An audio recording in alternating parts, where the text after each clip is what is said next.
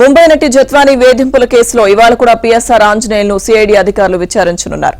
కానూరులోని CID ప్రాంతీయ కార్యాలయంలో నిన్న సాయంత్రం 5 గంటల వరకు పీఎస్ఆర్ ను ప్రశ్నించారు. దర్యాప్తు అధికారి ఆధ్వర్యంలో 2 బృందాలు పీఎస్ఆర్ ను ప్రశ్నించాయి. మొత్తం 82 ప్రశ్నలు అడిగితే వాటికి దాటవేత ధోరణిలోనే సమాధానాలు చెప్పారు.